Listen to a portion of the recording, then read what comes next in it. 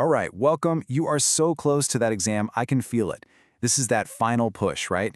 We're going to really sharpen your skills today by diving into some of the trickiest topics you'll see: security, governance, and compliance. Let's make sure you walk into that test feeling totally confident. Let's do this. Okay, let's just jump right in. This isn't just going to be a boring review. Think of it as a live practice run. We're going to walk through some questions that are designed to feel just like the real deal on exam day. You ready to see what you know? Let's go. First up, let's talk about defending the AI model. You know, it's one thing to build a cool AI, but keeping it safe from real-world attacks and making sure it's actually working correctly, that's a whole other ballgame. Here we go, our first scenario. Picture this: a fintech company is using a large language model to create content. Now, OWASP, the Open Web Application Security Project, has a list of top vulnerabilities for these things. So, if we're worried about someone feeding the model malicious input to mess with it, what's the #1 threat their security team should be focused on? Take a second to think. And if you were thinking prompt injection, you are absolutely right. This is probably one of the biggest security topics for LLMs right now. It's all about an attacker getting clever with their inputs to trick the model into doing something it's not supposed to, pretty much bypassing all its built-in safety rules. The dead giveaway here was the phrase malicious input. That points you directly to prompt injection. So why aren't the others right? Well, insecure output handling and sensitive information disclosure are both problems with the model's output, what it gives back to you. And training data poisoning, that's an attack that happens way earlier, during the training phase itself. Our scenario is happening in real time, at runtime. So yeah, prompt injection is the only one that fits. All right, let's keep building on that idea with our next question. You know, defense isn't just about putting up walls, it's about having the visibility to see what's happening. So when you're setting up data logging for your AI system, what are the 2 most important things you need to be recording? And heads up, there are 2 correct answers here. Nailing these 2 is just fundamental. It's the bedrock of any good monitoring and threat detection strategy. So, let's see what they are. And the correct answers are tracking the model's outputs and its performance metrics. So why these 2? Well, tracking the outputs helps you spot misuse, like those prompt injections we just talked about. And logging performance metrics helps you catch system failures or weird anomalies that could be a sign of an attack. The other options? User preferences are great for user experience, but it's not a top security concern. And logging the backup schedule? That's not nearly as useful as logging whether the backup actually succeeded or failed. Okay, time to switch gears a bit. We've talked about the technical defenses, but now let's get into the rules of the road. AI doesn't just exist in a tech bubble. Understanding the legal and regulatory world around it is absolutely critical. So, new scenario. Your team is building a model completely from scratch. The keywords you really want to lock in on here are accountability, transparency, and fairness. This question is asking you to pick out 2 major laws that really govern this space. And just a tip, knowing these regulations by name is pretty much a must for the exam.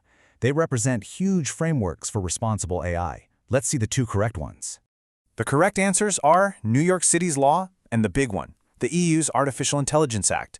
Both are specifically designed for algorithmic accountability. Now, the distractors. Florida's AI command law might sound plausible, but guess what? It's completely fake, a classic exam trick. And HIPAA? Of course, that's a real, super important law, but its focus is very narrow: protected health information. It doesn't cover general AI governance.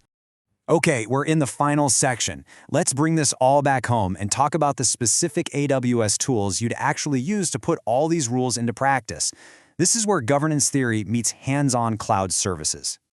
Here's another question with 2 answers. A startup needs really tight control over its object storage. They have 2 main requirements. First, they have to lock down data for very specific amounts of time. That's retention. And second, they need to track every single change made to their configurations. Which 2 AWS services are the perfect fit for this job? Yep, 2 specific services are basically built for this. They really are the go-to essential tools for getting storage governance right on AWS.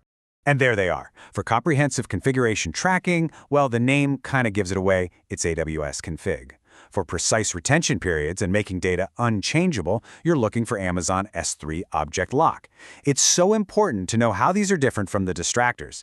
Amazon Inspector? That scans for vulnerabilities on your servers. And AWS IAM is all about permissions. Who gets to access what? Neither of them deals with config history or data retention policies. All right, last question, and this one's a big one with 3 answers. Okay, pay close attention to the details here. A startup is building its own generative AI models. That detail is everything. They're using the Gen AI Security Scoping Matrix. So, which 3 scopes are most relevant for them? That's right, 3 correct scopes. This question is really testing one core concept. Do you understand the difference in responsibility between just using an AI app versus actually building the model that powers it?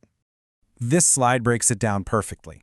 The whole matrix is basically split in 2. If you're just using an AI application that someone else built, you're in scopes 1 and 2. Simple enough, right? But, and this is the key from our question, the startup is building its own models. That's a whole different level of responsibility. It bumps them right into scopes 3, 4, and 5. This is where you're dealing with pre-trained, fine-tuned, or even self-trained models. So the big takeaway, it all comes down to whether you're a user or a builder. Whew, we've covered a ton of ground. So let's boil it all down into a quick final cheat sheet. These are the core ideas you absolutely have to have locked in for exam day. First, let's lock in this distinction from the Gen AI Security Scoping Metrics. It's simple. If you're using an app, think scopes 1 and 2.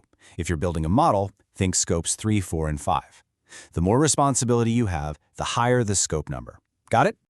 And here are your flashcards. Let's do a rapid-fire review. Prompt injection is your biggest risk from malicious input. AWS Config is your go-to for tracking configurations. S3 Object Lock is all about data retention and immutability. And for AI logging, your top priorities are always outputs and performance metrics. Seriously, burn these pairings into your brain. Look, as you get ready to walk into that exam room, just remember, this isn't just about getting a piece of paper. It's about knowing how to build AI the right way. AI that's powerful, sure, but also safe, secure, and responsible. You've done the hard work. You are ready for this. Go crush it. Good luck.